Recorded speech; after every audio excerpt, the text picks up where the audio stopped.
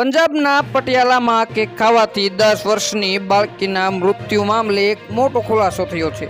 સેમ્પલના test report પ્રકાશમાં આવ્યું છે કે કેકમાં સિન્થેટિક સ્વીટનું પ્રમાણ ઘણું વધારે હતું। જો કે સ્થળ પરથી મળી આવેલા કેકના સેમ્પલનો રિપોર્ટ હવે FSL લેબમાં મોકલવામાં આવશે।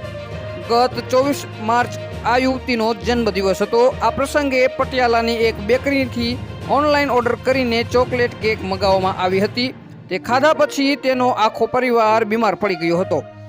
જિલ્લા આરોગ્ય અધિકારી ડોક્ટર વિજય જિંદાલે જણાવ્યું હતું કે કેકના નમૂના પરીક્ષણ માટે લેવામાં આવ્યા હતા। અહેવાલોથી જાણવા મળ્યું છે કે તેને બનાવવા માટે સેકરીન એક મીઠી સ્વાદ સાથે સિન્થેટિક સંયોજનનો ઉપયોગ કરવામાં આવ્યો હતો।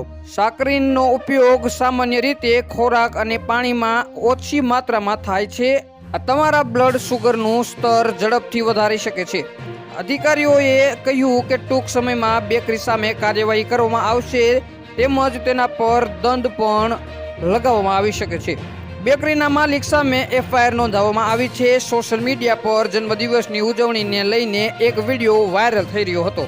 આમાં માનવી તેના મૃત્યુના થોડા કલાકો પહેલા કેક કાપતી અને પરિવાર સાથે ઉજવણી કરતી જોવા મળી હતી, પરંતુ કેક ખાધાના થોડા કલાકો પછી તેની નાની બહેન સહિત તેનો આખો પરિવાર બીમાર પડી ગયો હતો।